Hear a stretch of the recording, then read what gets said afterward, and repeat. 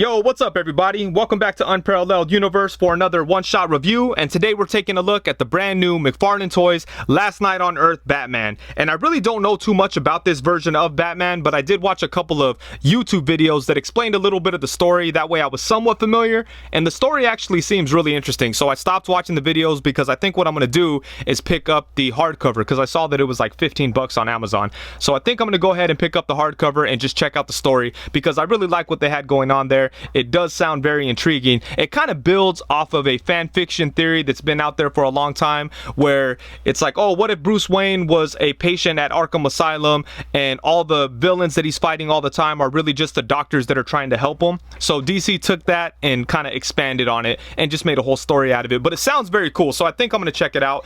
But about the figure, so he is part of the Bane Build-A-Figure wave, or Collect and Connect. I don't even know what the hell they're calling it, but it's like a Build-A-Figure concept, you know, where each character comes with a different piece to build Bane.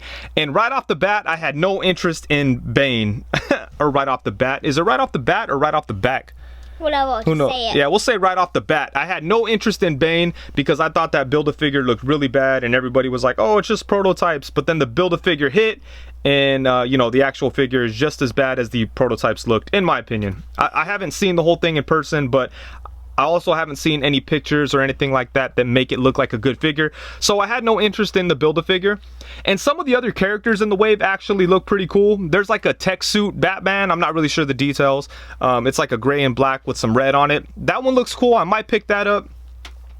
I might pick up Wonder Woman, I don't know, but this one right away stood out as the one that I wanted, just because I like the design. I think that it's so unique and it looks different from most other versions of Batman, and a big reason why is because the colors they decided to use. We have a lot of beige and light brown and colors that we don't usually see on Batman figures or Batman character designs, so I thought that was kind of cool. And also the thing with, you know, Joker and the Lantern is obviously like eye-catching, because it's like, what the hell's going on there? I basically just thought this was like a post-apocalyptic version of Batman, and it kind of is, but there's a lot more to it. You know, essentially this is basically like a like an exaggerated straitjacket or something. I don't know. It's like a so this suit is what he wears when he thinks he's being Batman. He puts this suit on and runs around and beats up the doctors, I guess.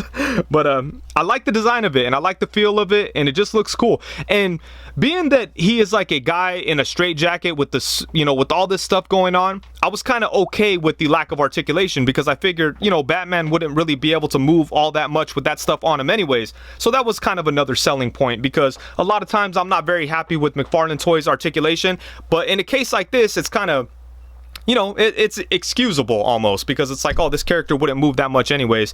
But when I got the figure, I was pretty impressed. I think that it looks really good. It has some very nice sculpting work. The head sculpt is nice. I mean, the head sculpt has a bunch of different details, and I like how I just noticed that the ears just look like belt straps. So it looks like a homemade mask or something like that. So that is really cool. And just the whole suit looks interesting, and they did a good job with the sculpting work. There's a lot of really great texture and detail. I like the W on the chest. On the arm, there's some like rips and things like that. I wish they would have put a little bit of paint into the rips to make it stand out, and so that you could tell. Like as it is right now, they're just ripped and they kind of just blend in, but there's a lot of good stuff going on here. There is a bit of a paint wash throughout, but they could have added a little bit more. It looks to be more apparent on the legs, but I think a little bit more of a paint wash on the upper body would have done some favors for this figure. But yeah, I think it's a great looking design and a really good looking figure. And as far as we're just gonna jump all over the place, let's do articulation. So as you'd expect, he doesn't have all that much articulation because he is a McFarlaneToys figure and he just has a crazy design. But his head does move side to side. He could look up to about right there. So not very much, but he could look down to right there. Again, not very much, but his head area is kind of hindered by his collar thing that he has going on. And then he does have like an ab crunch. And look at that. It crunches forward a pretty good amount considering he's a dude in a straitjacket, right? I'll take that. Whoa! Whoa! And when you when you pull him back, you could kind of see his joints on the inside, but it does go back to about right there. And we do get some side to side. That's funny. So we get some side to side, and then we get some twist there at the waist. So, I mean, surprisingly good movement right here. And they do have like a little bit of plastic coming up, so it only you're only able to like see the exposed joints if you push it more than that, but you know, for the most part, the plastic comes up and it hides all those articulation points, so that's cool. And then for the arms, we do have like a butterfly jointed shoulder situation, so you could get him swinging his billy club back so he can knock those doctors out when they try to help him. Bam! Take that, doc. And then he does have ball jointed shoulders that do go all the way around. He's got upper bicep swivel, double jointed elbows, which get a pretty good bend. Some of the sculpting cuts on the elbow articulation are a little crazy, but again, given the design, it's kind of excusable in this case. And then for the hands, we get ball joints at the wrist that also have a hinge. And even the ball joints at the wrist don't seem to be standing out that much because of the design of the arms. And then for the legs, of course, no thigh swivel. He does kick up to about right there, but his lower shirt piece gets in the way, but still pretty decent. Comes back to about right there. Comes out to the side to about right there. Then he has double jointed knees.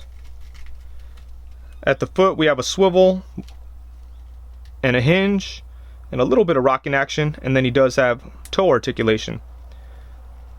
So right there at the ankles, I think I might have said wrist a second ago. I meant ankles. But here at the ankles, the ball joints aren't hidden as well as they are on the wrist.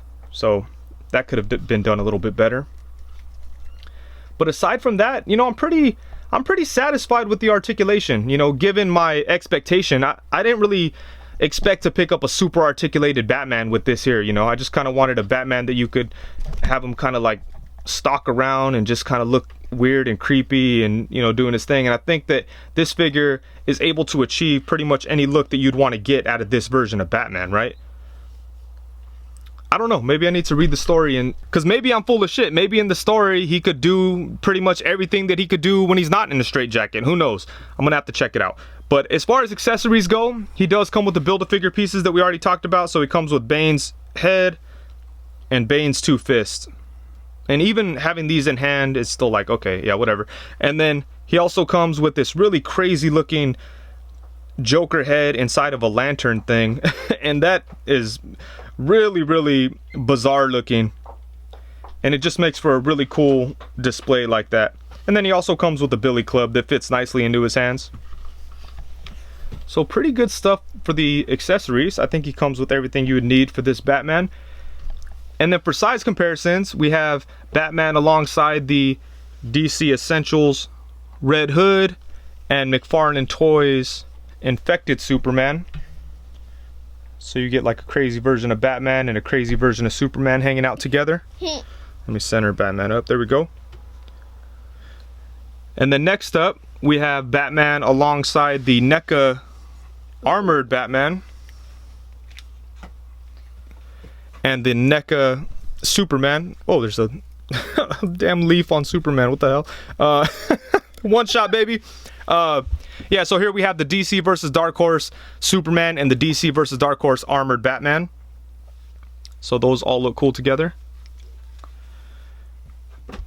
And then here we have him alongside Dawnbreaker and the Grim Knight. And like I said, you know, these are all very unique takes on Batman. But you know, right here we have a lot of black and dark colors. Same thing over here, a lot of black. With this Batman, it's just light colors and it kind of stands out, you know? It's very different. It's cool. You like that one? Yes. Here you go, take that. I'm putting one right here. Okay, next up we have Batman alongside the White Knight Batman and the White Knight Azrael.